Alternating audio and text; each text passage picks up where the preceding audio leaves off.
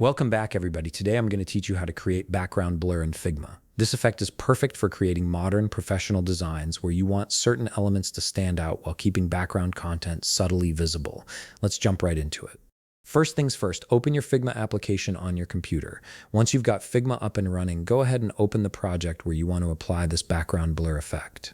This could be any design you're currently working on, whether it's a website mockup, mobile app interface, or presentation slide. Now, to demonstrate this effect, we'll need to create a shape that will carry the blur. Look at the bottom of your screen and click on the rectangle icon. Once selected, drag it across your frame to create a rectangle. The size doesn't matter too much right now since you can always adjust it later. Just make sure it covers the area where you want the blur to appear. With your rectangle in place, shift your attention to the right side panel.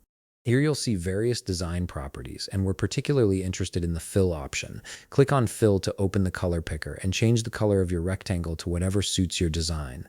This color will act as the base layer for your blur effect, so choose something that complements your overall design scheme. Now comes the magic part. Still on the right side panel, look for the Effects section. You'll notice a plus icon right beside it. Click that plus icon and a drop-down menu will appear with several effect options. From this menu, select Background Blur. This is the key feature that will transform your simple rectangle into a sophisticated frosted glass effect. Once you've added the background blur, click on the effect settings to fine-tune it. You'll see a blur slider that you can adjust. For a noticeable blur effect, try increasing it to around 80. This creates that nice frosted glass appearance that's popular in modern interface design.